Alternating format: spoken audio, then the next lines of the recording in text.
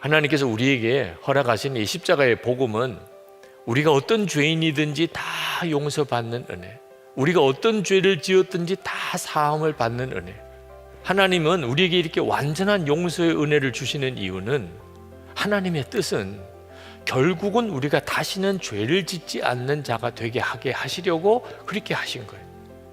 하나님께서 우리에게 완전한 용서의 은혜를 주신 것을 잘못 받아들이면 죄 지어도 되겠네 이렇게 되는 거예요. 여러분, 하나님의 진짜 마음은 죄 지어도 되겠네가 아니고 이제는 죄 짓지 않게 하시려고 완전한 용서의 은혜를 주신 거예요. 이 완전한 용서의 은혜는 해당되는 사람이 있어요. 어떤 사람에게 해당되는가? 나는 죽고 예수로 사는 믿음이 분명한 사람, 이제는 예수님이 내 마음에 계시다고 완전히 믿고 이제는 주님과만 동행하고 예수님이 내 주인이라고 고백하고 사는 사람에게 완전한 용서의 은혜가 있는 거예요. 여러분, 5절 말씀에 보십시오. 그러나 누구든지 하나님의 말씀을 지키면 그 사람 속에서는 하나님께 대한 사랑이 참으로 완성됩니다. 우리가 예수님을 믿는 것은 예수님을 사랑하는 거예요.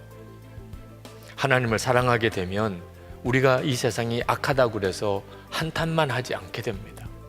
하나님, 그렇군요. 그래서 내가 여기에 사는군요. 그래서 내가 이 직장에 오게 하신 거군요. 그래서 내가 이 집안에 내가 있게 하신 거군요.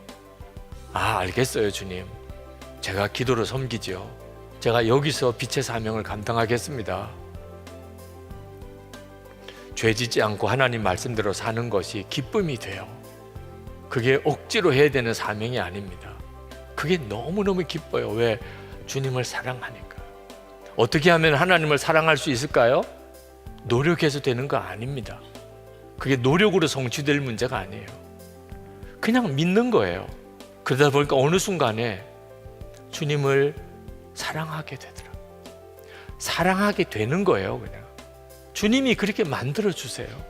우리가 하는 일은 믿음 그것밖에 없어요.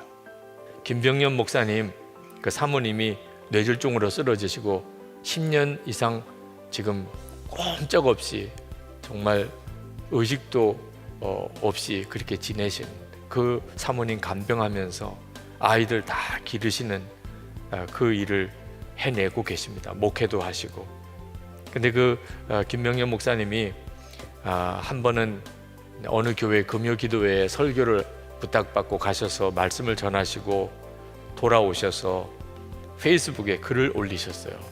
나는 밤에 어디를 다니는 것을 싫어한다.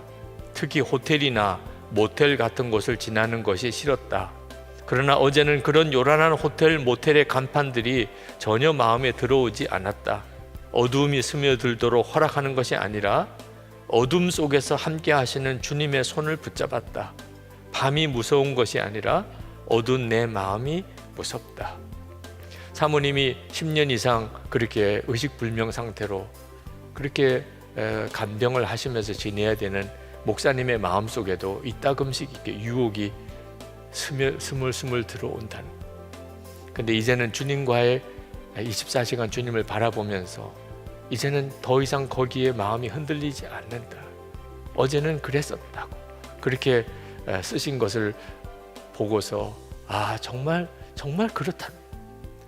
내 안에 계신 주님을 알게 되면 내가 지금 힘들어하는 거, 답답해하는 거, 어려워하는 거 완전히 다 달라져 버려요. 정말 내 속에서 주님은 기쁨의 근원이시고 여전히 감사가 일어나고 그리고 사랑하게 해주십니다. 죄 짓지 않게 되어지는 삶, 그 기적이 우리의 삶 속에 계속 매일 일어납니다. 일어나야 합니다.